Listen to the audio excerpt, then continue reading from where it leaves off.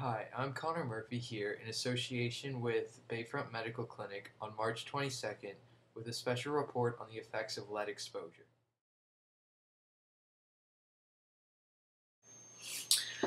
Lead is a metallic element with an atomic number of 82 and is extremely pliable. Although many people know of the dangers of lead exposure, many people don't know how beneficial it can be.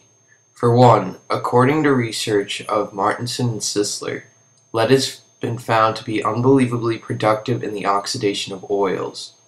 This means that it is often used in paints to decrease drying times. Small chips of lead are incorporated into paints and can drastically decrease production times of products. However, due to government regulations, no more than 0.5% of the oil in the paint may consist of lead. Lead-based paints are also much cheaper for companies to use and therefore are used in mass productions of goods. There have been recent lead contamination scares involving toys that have come from China. They contained excessive amounts of lead in their paints, which proved to be life-threatening. Although lead has many beneficial uses, including in the oxidation of oils and paint, the side effects far outweigh the benefits, and therefore the use of lead in manufacturing goods should be completely abolished. In addition to increasing oxidation of oils, lead is used in the production of lead-acid batteries. According to Donald Anglin and Donald Sadoway, lead-acid batteries are widely used because of their high electrical discharge rates and extremely consistent performance at different temperatures. Therefore, they are often used in cars. Lead-acid batteries are often used in cars because they are also extremely long-lasting and are very cheap in comparison to alternative car batteries. In a lead-acid battery, a reaction is occurring in which lead and sulfate are reacting in order to form lead sulfate and two electrons. Now, although there is numerous beneficial uses of lead, the side effects far outweigh the benefits.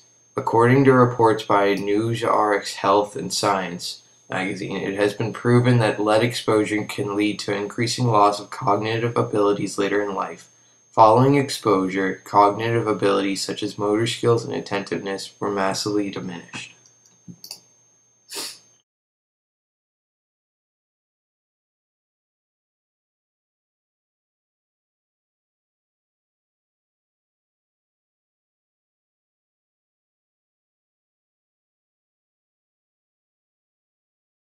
According to the studies of James D. Johnston, lead exposure is most often associated with dizziness and headaches at first, but can eventually lead to worse side effects. For example, lead attacks the central nervous system, the kidneys, the cardiovascular system, the hematological or blood-forming systems, and the digestive and reproductive systems. Most importantly, though, lead has been found to lead to death in some cases following exposure.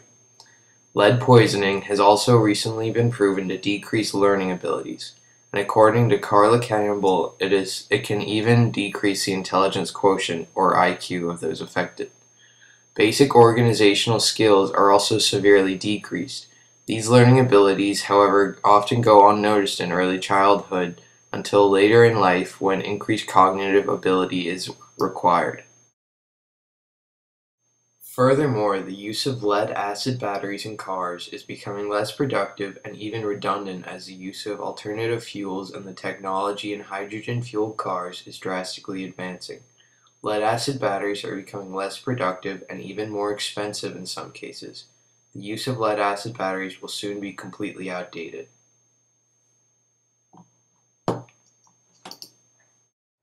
And now we have Dr. Tony Murphy explaining his thoughts on the use of lead in our environment. The negative effects of lead poisoning have been known to the medical community for many years. Initially, the lead poisoning was due to accidental poisoning from lead paints and frequent use of lead-based compounds in many chemical processes. The medical effects of lead poisoning lead to profound mental retardation, which is irreversible, anemia, and chronic illnesses. At the present stage, there are almost no usages of lead that don't have an equivalent or equal efficacy with other agents without the toxic effects. The major problem with most heavy metal poisoning is that you do not need to ingest toxic concentrations in isolated doses. Because of bioconcentration, small doses can be accumulated over the consumer's lifetime, resulting in gradual, slow poisoning.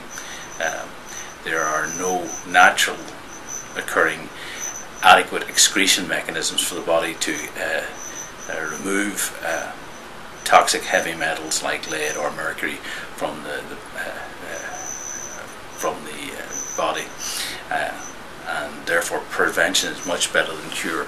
Not least of all because the initial symptoms of toxic effects of lead are subtle and difficult to diagnose.